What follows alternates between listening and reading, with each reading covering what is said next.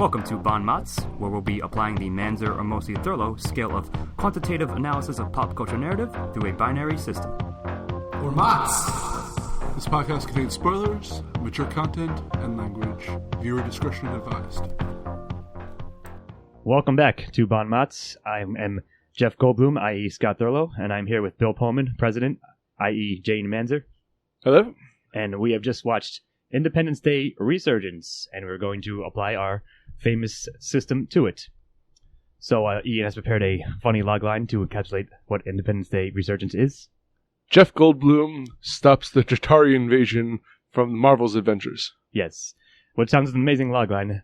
So the actual synopsis is pretty much the first Independence Day, but bigger, essentially.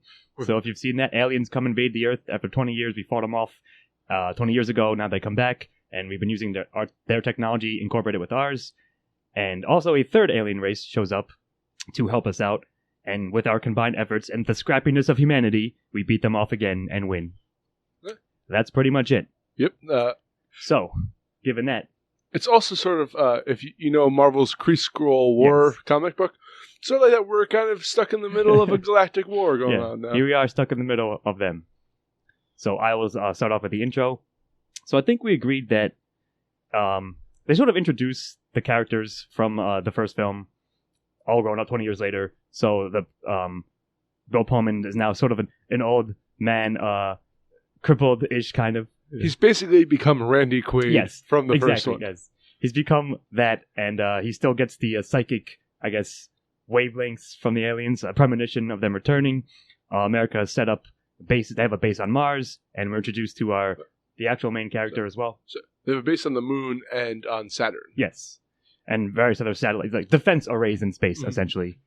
So the traditional young guy hero, who looks like Captain Kirk from the new Star Trek movies, but isn't him. I don't know the actor's name. It doesn't matter. It's Liam Hemsworth, right. Which is Thor's brother. You know. Sure. Yeah, definitely. I'm calling him Captain Kirk for now.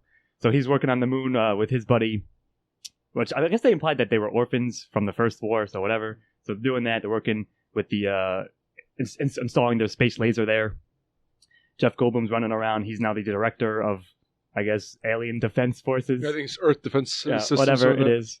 So yeah, it cuts through various parts, and they start sort of getting inklings that, like, for example, one of the ships that crashed in Africa has now turned back on. So he goes to investigate that. And while that's happening, a wormhole opens outside the moon, and a ship pops out, and they have a quick, brief council meeting of the Earth Council, I suppose. Earth is united also, by the way, so there are no more conflicts on Earth. Everyone's peaceful.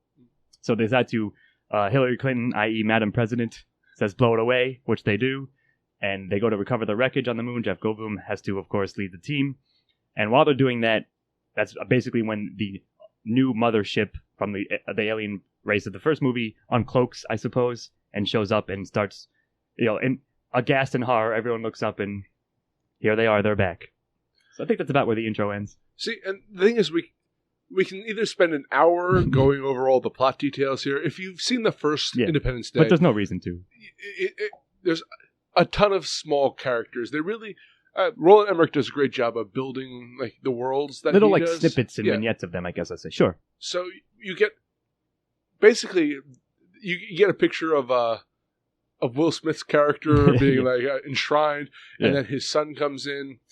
From the first movie, the daughter of Bill Pullman's, the president who was a little girl in the first film, is now grown up and is had been a fighter pilot, but had left to go join politics. So again, it introduces small characters. It drops them all in, sure, yeah. But what I really liked was that, Roland Emmerich or his screenwriters love exposition dumps. Oh, indeed. And one of the neat things was, if I feel like they read every single nitpick of the first movie, being like, oh, here's all the implications of what would happen if Independence Day actually went. And then they decided to write a script based off of all those things. So they have all the alien technology now. They've really advanced human society. Yeah, so, I mean, like, it seems deeper than it is. Yes.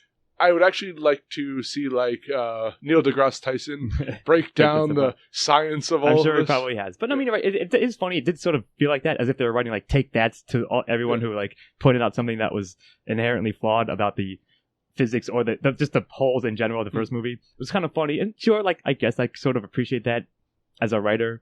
It's amusing. But overall, for what it is, I think it was a fine setup. They, as you said, he does do a good job of just giving you enough exposition here and exposition in the next scene of this character and these characters.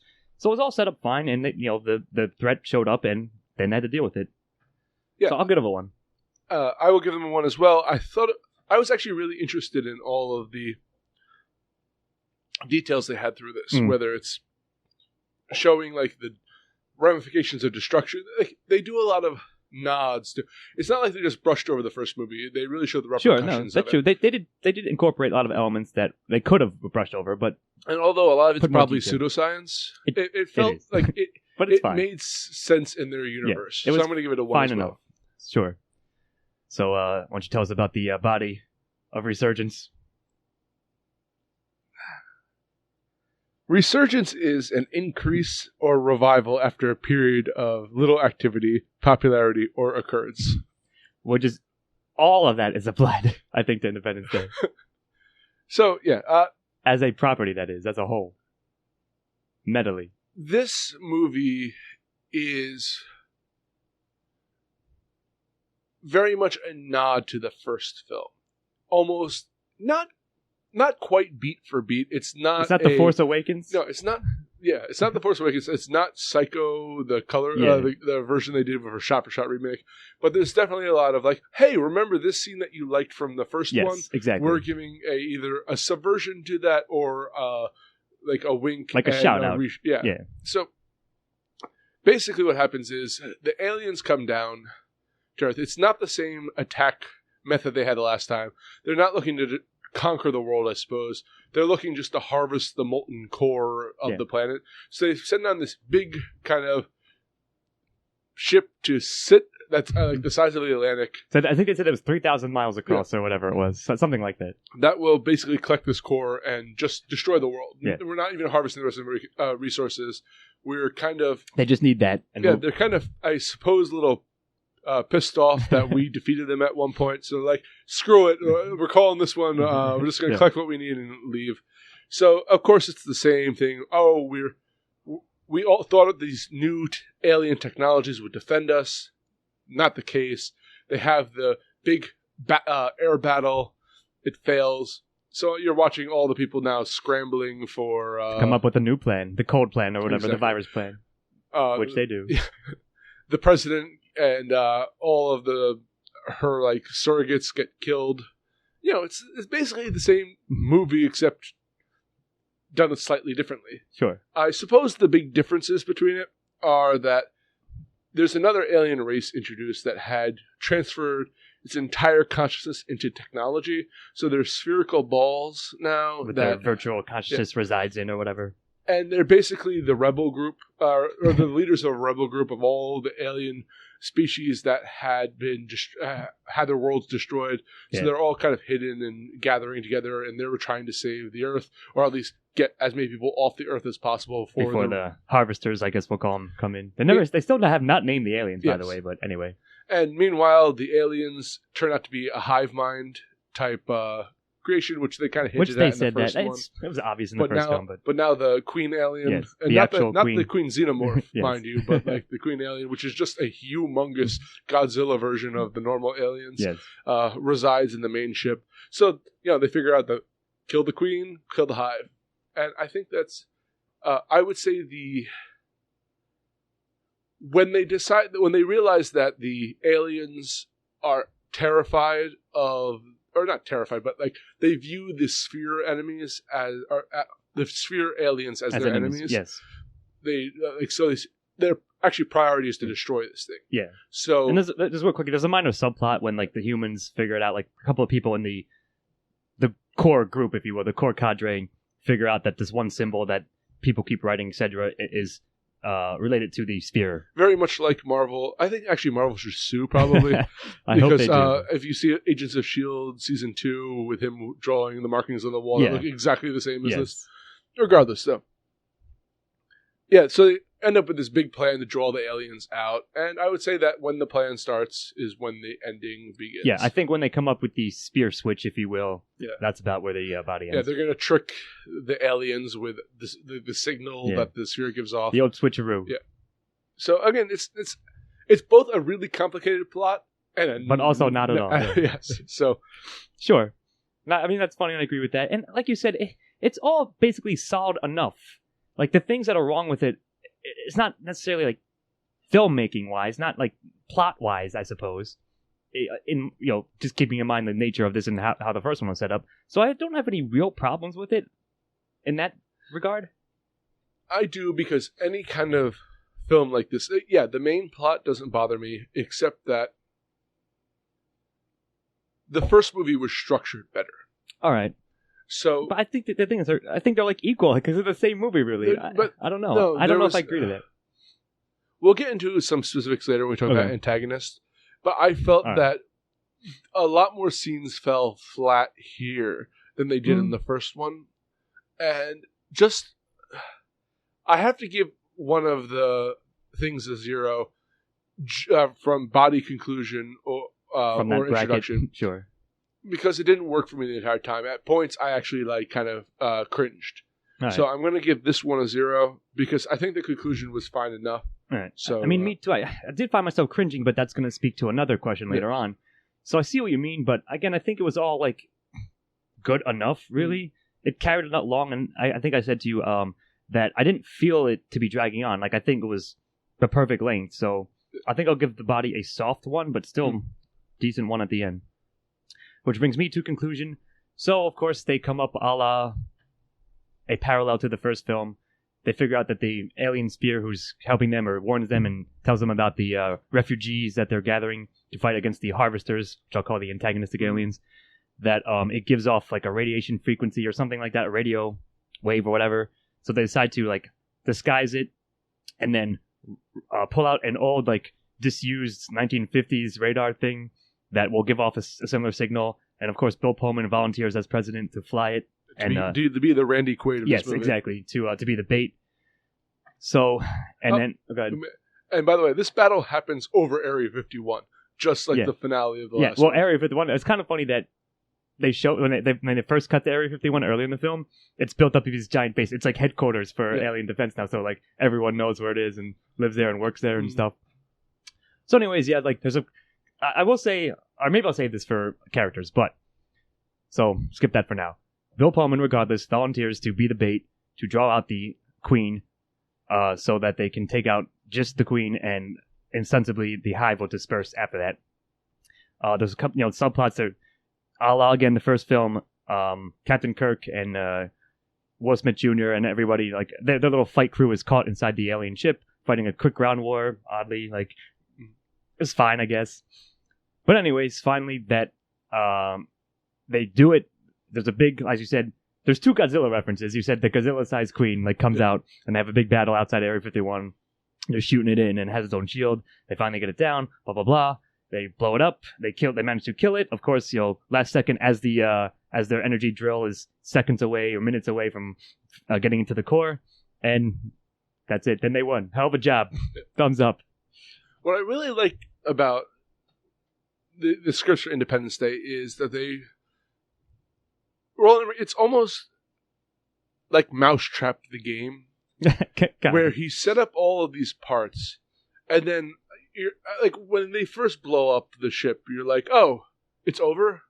Like, that was quick, and then the queen alien arrives, and she has her own personal shield. Yes, of course. So then they have to shoot it down, but they only disable the shield. Oh, here comes Captain Kirk and crew. Yeah, exactly. So all the parts actually come together almost based off of arbitrary luck here, where if people were late, like the Earth would have been destroyed. Yeah, kind of course, but it feels, in a sense, it feels like everyone actually put in the effort to win this battle, And it felt like that in the first one, and I think that they recaptured that feeling at the end of this one.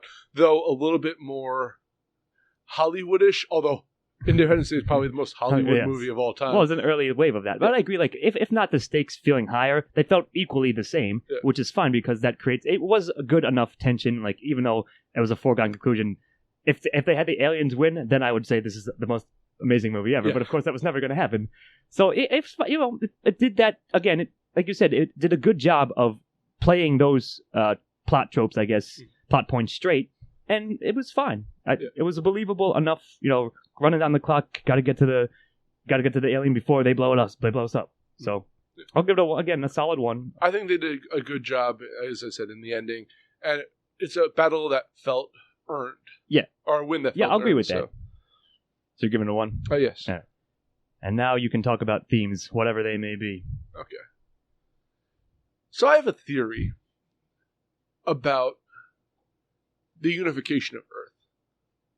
And that the Earth will never be unified until we either encounter an alien species or we colonize a separate planet. Because humanity inherently has an us versus them mentality. Yep. And until we can point to, like, Earth rules, Mars can suck it. Yeah, you're right. I mean, that's funny, and I agree with it, though. It will never be 100% united. And I feel that this is actually a very good use of that. And I feel that was a message of the first one, the Earth, in a sense, coming together, though, with America. America saves the day, of course, but everyone rallies behind it. But they still, you're right, united in the end. This, however, had a less American-centric theme. Though, yes, America was still the leader, or at least basically the UN. Yeah, there are more partners rather than America taking like the stance and everyone falling back in line behind them. So they had this pretty... It was a subplot for the first half of the film with the Chinese. Yes. Where, in a way, they're saying, like, our partners in the future are the Chinese. Like, one of the leader of the moon base was a Chinese officer. Yes. One of the heroes of it was the Star Squadron or whatever. They had some kind of name, but the Hero Squadron, if you will. And they gave her... She was a Chinese pilot. She was a one-dimensional character, but almost everyone here is a one-dimensional character. So... I imagine that the Asian release of this film has a bigger role for her. I imagine like deleted scenes. Maybe I could see that. Because it felt like they cut some of her sections out for this because they built her up as a bigger character. Being the case for sure, in the beginning. So it's in a sense you can view this 2 different ways. You can view this as Hollywood's pivot towards Asia because Asia is becoming a huge market for movies. Sure. And like. I think Warcraft itself is only getting sequels because of that market. How well it did. That is true. So you can view it as a cynical attempt to grab money, or you can view it as the fact that perhaps if this movie was made 20 years ago, this character would have been Russian. I mean, maybe like this kind of like the idea of us coming together with our competition. Yes, I see that. I think I'd take both of them. Of course, I always think this is a cynical cash grab in such cases, but I could see that being the latter thing you said being part of it as well. And I think that's both kind of fine. Like, it almost has a Star Trekian feel of like once space gets it, regardless of what our conflicts are on Earth. Once we were able to, when it comes to us, our attempts to be survive. Yeah, and I actually imagine that if they do a sequel to this or a trilogy, they did sort of hint about that she will actually play a larger role in that. I can see that. They said something like Interstellar War at the end there, and. Sure, I mean, that's all fine. Is it the most in-depth thing ever? No.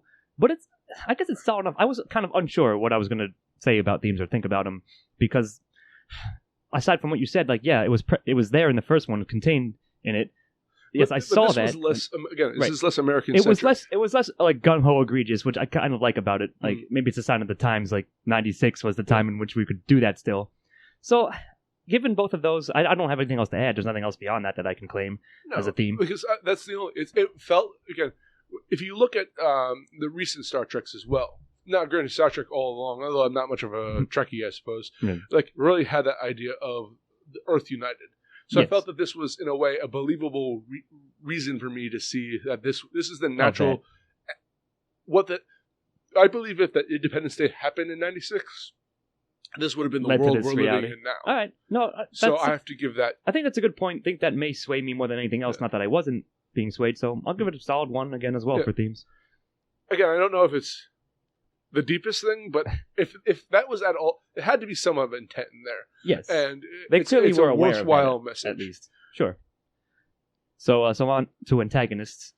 Now the I'm gonna just call them the Harvesters. They didn't have a fucking name still, but you had said something to me just prior to the cast that they felt not as threatening in the first as they were in the first one, and I do agree with that. Yes, they were still blowing shit up, but basically like, hey, we're coming back bigger and badder, and that's about it. And now we have a queen, I guess. But like, they still got shot down. Like, I don't know. And not only did they didn't actively blow up much. Yes, most of the destruction was just them landing on Earth. It was due to the natural, like, just the gravity of their huge ship, sure, which I, like, as a lover of physics, like, kind of like that. I was thinking that to myself, I'm like, that'd be fucking shit up. And they're like there was like one storyline that was like, oh, we're getting dragged in the gravity of it. Like, all right, I'm like, I guess that's fine. That's good enough. Like, and it was a large enough ship to have an ecosystem of its own. Yes, on and that was kind of cool. Yeah, that was a nice little touch. That's true. But again, like, they just weren't. They were effective enough, I guess, but not. They weren't like the scary, like, boogeymen that they were in the first one, and maybe it's just a consequence of having to follow that up. So, I mean, they represent basically, like, again, they're alien insects, essentially. They don't have a big, complex goal. So, I'm going to build off of what you said. You know, watching this movie, that the Earth is not going to be destroyed. So that countdown was never... It's sort of like counterproductive in a sense.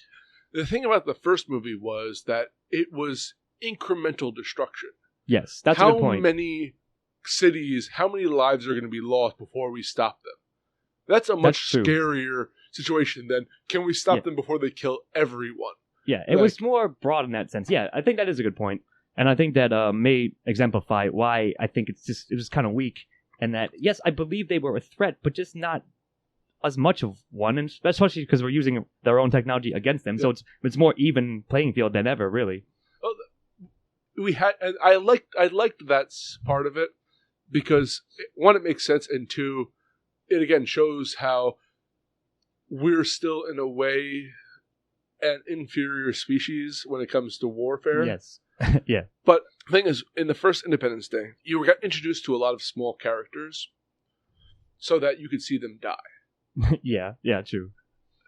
And it made it more effective for that, because you're watching people cope with loss from this has more to do with Starship Troopers than it does to do with like the initial like Independence Day. This is post-war.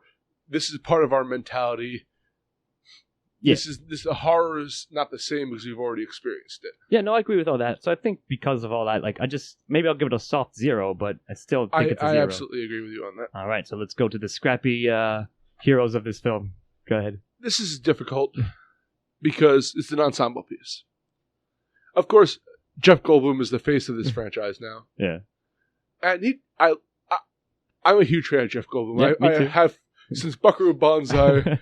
When he played a cowboy named New Jersey.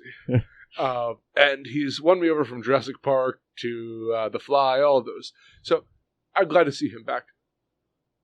And he does a fine job here. Although I would have to say that I felt Captain Kirk Jr., James, I think it was his name, but I'm going to call him Captain Kirk. Jake. Or Jake. Is his name in the film, yes. Either Captain way. Jerk. Yeah, that works too. He basically plays this archetype of the Captain Kirk. Yes. That break the rules, but I'm talented enough that I can get away with it type character. Yeah, he's perfectly fine. Or Liam Hemsworth, I suppose, did a great job on this. He was. I can imagine if they're building up for a future movie, he's going to be the face of this. Yeah, I can see that franchise. Sure, but I don't know who like. Bill Pullman, I guess, could be considered a... I was wavering on him. See, I think at the end of the day, I'll put him in secondary, so I'll speak because he plays Randy Quaid in this one. Yeah. And so, yeah, and maybe his daughter possibly could be considered... I forgot about her until... a main character but she did a good job. She did fine. Yeah. There's nothing wrong with any of their performances, really. But like you said, like, just broadly, there's not... They don't need to have much to them because you sort of know the archetypes that they're going to be, and they play them out. Is that good or bad? It's sort of neither here nor there, really. This is weird for me because in the first movie you had, I would argue that the two main characters were Jeff Goldblum and Will Smith. Yes. And this movie's absolutely missing from Will Smith because he is his charisma presence, carried. His kind of like no one can do Will Smith in a sense, but Will Smith. And Jeff Goldblum got to play the kind of nerdy, twitchy like follower, but now he has to kind of play the cool guy role. He's got to be the lead on that. Sure, he's playing more Professor Malcolm. I don't remember. Ian Malcolm. Yes, from Jurassic Park. Than he is his character from the first Independence Day. So it didn't. The leads weren't as strong as the first movie. Yes, I agree. But they were still okay. They were all right, I guess. But there's nothing like again, I may just give it a soft 0 just because it's really hard. I can basically coin flip it. Like maybe I'll give them enough begrudging credit and give them a soft 1 at the end of the day. I don't know what to give either. But I don't think anyone stood out enough. No one I thought was horrible, I suppose. Yes, and but no one I thought was great. That's what I'm saying. I guess if they do a workmanlike job, then I'll give them a soft 1 at the end of the day, even though I wasn't going to originally. But they were all perfectly fine, and like you said, Goldblum carries himself like pretty well throughout. So maybe I'll give him whatever credit the others are lacking. He picks it up. So okay, so now we're on to secondary, and as I was saying, I'll say 1 for you because I know there's one that you like. But like you said, it's sort of tiers, right? So those 3 are like the main ones, and like you can count probably Bill Pullman, former president. You can count the general guy. I don't remember his name, but he actually was sworn in as president when everyone else got killed. He gave a mediocre speech like Bill Pullman did. Yeah. So, or like Bill Pullman gave the most epic speech possible. And he gave like a poor man's version of it. It was just funny, kind of. This is kind of one of the callbacks I took from it. Then you have Jake's best friend, who also is his fighter pilot compatriot. And also, my favorite one is Jeff Goldblum's father. I didn't think they were going to bring him back, but he's like, an old, like, kind of crotchety Jewish man who's his introduction is really funny. He's peddling his book, and which is titled "How I Saved the World," which is a reference to the first thing because he said, "Don't catch a cold" to David, and then that's how they figure out how the virus in the mothership of the first movie. So he's in like an old folks home, like nobody cares, like paying attention, and it's just really funny. And there's a little subplot with him when he saves a bunch of kids who are trying to escape from the devastation, etc. So like that was fine. And Brent Spinner came back as well as the doctor. He breaks out of his coma because of his psychic connection from the first one. The aliens like wake him up apparently, or he's waking up because of it. Actually, I didn't know how they would bring him back, and I was completely satisfied with their explanation. Yeah, it wasn't as ad hoc-y, I guess, as he thought it was. Like, not hand-wavy. It kind of made sense, and that's fine. Anyone who like had a contact with them has a sort of psychic connection. So Bill Pullman, same thing. That's he gets a premonition. And I guess the British psychiatrist who was investigating the alien culture and people who had also contact with them, she was like trying to figure out like what it's like and help them through their trauma, I suppose. So all that was fine, too. And I guess, again, Will Smith Jr., his fighter pilot son, probably is a secondary character. And you're right, like, you just can't be Will Smith. But I believe that he could have been his son. Especially when again, this movie's so weird because it's almost like they're making fun of themselves, but not intending to, where they'll have, like, characters be like, I'm supposed to be Will Smith's son, but I'm not as good as Will Smith, so I'm going to give a Will Smith line but deliver it not more flatly than Will Smith exactly. would Like have. that's really funny, and that's true. So I don't know. Like you're right. I don't know how much like how if they're in their own joke or not. But this is not. This is part of actually. I'll wait for dialogue for that. But anyway. But yeah, certainly that ties in. But I think because of his father or I don't remember the actor's name who played Jeff Goldblum's father, but it's just he just plays it perfectly. He's just really funny. He's a good comic relief. And again, everyone else sort of rounded it out.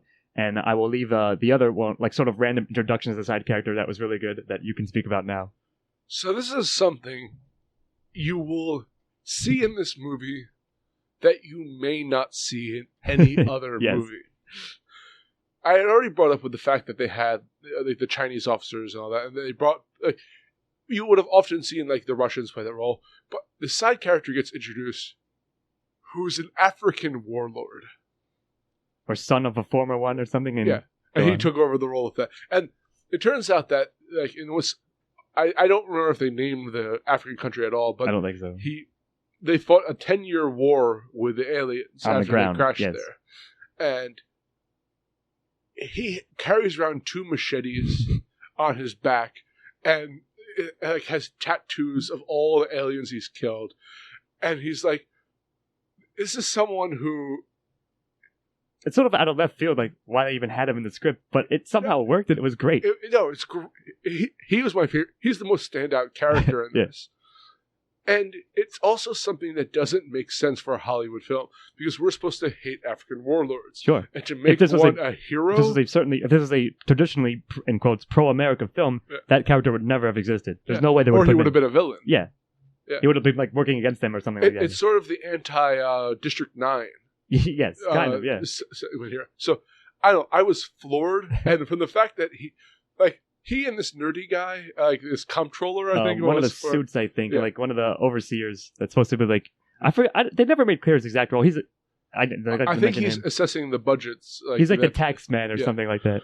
But they end up becoming war buddies in a way throughout this, and it is the weirdest, like 2 out of left field, as you said, characters just appear, and they work for me. In fact, I want to see the movie of this 10-year war between the aliens on the ground and this African tribe, this African war. That would be excellent tribe. as well. But you're right. Oh, that's really funny, and I agree. Like he probably was the best one. But I said what I said about David's father, and again, aside from the kids, they can take it or leave it, whatever.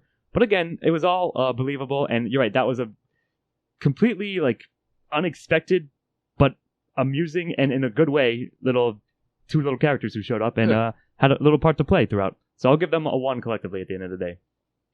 Remember, we have that old rule. If one supporting character really solidifies it, and he does that for me. Fair enough. All right, so now we're on to dialogue. What dialogue? The dialogue that was in the film. That was from the first film, but not as good, as you said. I'm going to give one scene... Actually, I chuckled a couple of times in this. Chuckled, but eye-rollingly. Like, not at the... Like, not because of the film, at the film. Actually, I might be mistaking that for the Date movie. I did actually begrudgingly chuckle at a couple of those jokes on the trailer. But regardless, there was one scene where like a dog is about to get like caught in this fray, and like a little girl's calling, and Jeff Goldblum's like, "Oh, we have to wait for the dog now. I guess that's happening," which is a nice little yes, but... No, but that's that is definitely a rejection of the first movie. When they had to wait in the, like, calling the dog to get in when the city's blowing up. I guess, but...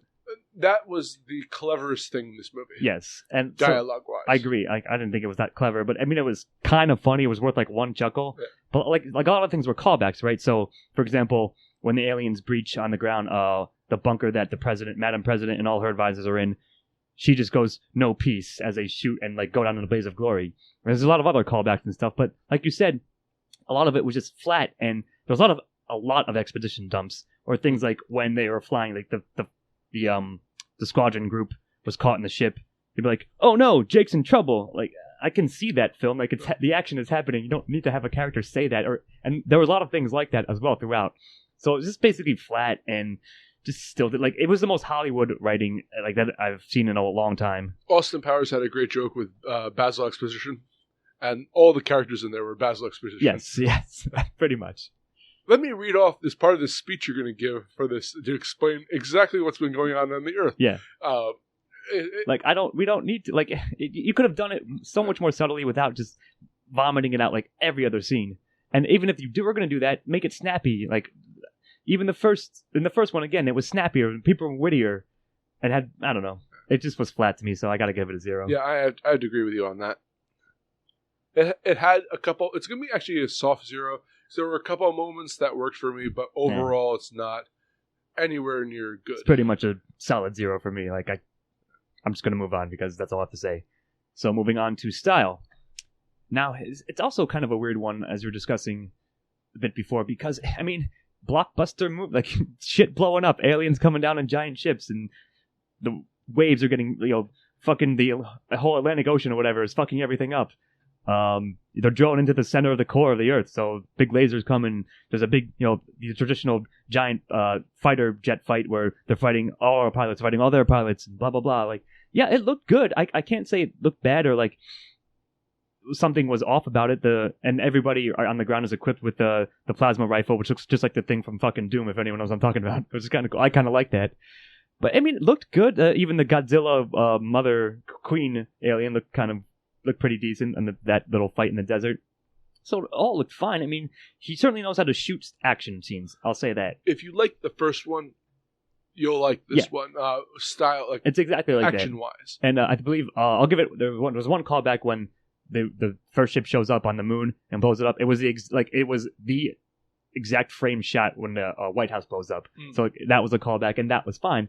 It all looked pretty good. So I can't really say much detriment about it. I will give the best scene in this film. Okay.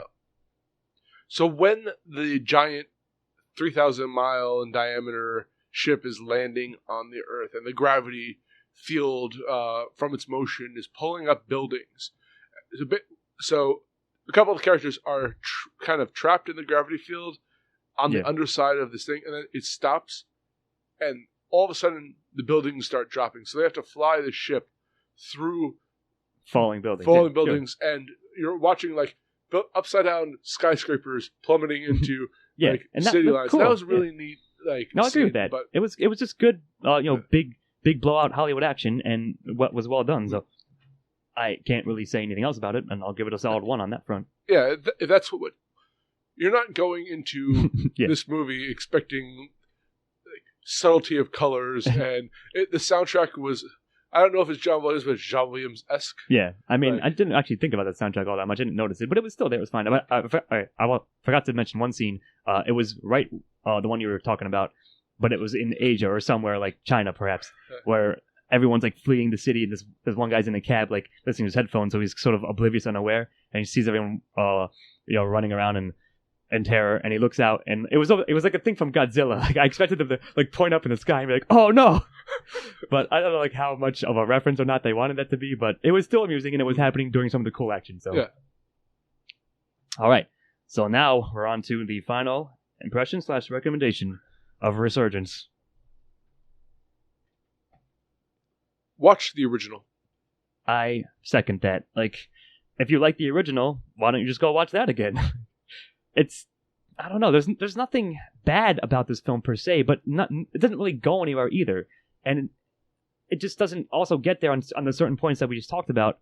So yeah, if you like this style of movie in this vein, just pop in the original one. It's probably still just as decent. Mm-hmm. It's certain. This one is certainly not better than the first one. No, it's definitely a tier or two down from the first one. I agree with that. But it's not a bad movie. It's not terrible by any means, but it doesn't really stand out either. I'll say this. I'm going to forget about this film in 2 days and not think about it again. But it was okay while I was watching it. I didn't feel like I wanted to get up, or I wasn't looking at the clock and checking the time.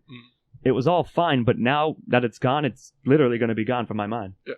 In fact, though, I am interested to see if this makes enough money to spawn... If they sustain a third one? A third one, and if they shift the focus away from the destruction of Earth to intergalactic space, like a sci-fi adventure. Which, again... that could be totally cool. They somewhat implied. They were interstellar space war or something. Somebody said something very similar to that in the film, which, you're right. So if possible, if they get a green light for that, that would be kind of interesting. We'll see. Because they built they built the framework for an entirely different genre of movies off of a destruction movie from 20 years ago. Yeah, that's really funny too. But no, I'm just saying, I basically would say it's skippable. So maybe see if you've got nothing else to do, or see it a year from now when it's on HBO or whatever it's going to be on. Oh, absolutely. So that's about it. So I think that's our scores. 0 for that. Yeah. So Scott gave it a 7, and I gave it a 6, meaning overall this is getting a 6.5. Which is... I think that's pretty right. I actually thought I was going to give it a bit less score than that, but... I mean, it's a middle-of-the-road film. Okay, yeah. Here's the thing is, it perhaps is slightly better than average, but it's nowhere near good. Yes, I think that's well said. That's probably what If you're watching TNT, if that still exists a couple years from now and this is on, you're not going to hate You could leave it on and maybe, if not enjoy it, you won't want to change the channel, I guess. But you may be like making dinner while it's on and doing other shit. But again, watch the first one. Yeah. I think that I agree with that. So that'll do it for now. I've been Scott Thurlow, of course, joined by Jane and Manzer. I'm back. And on behalf of Planet Earth, happy 4th of July. Good night. This has been Bon Mots. Thank you for joining us. We'll see you next time. Music and editing by Chris Morgan. This has been a Lost Signals production. All rights reserved.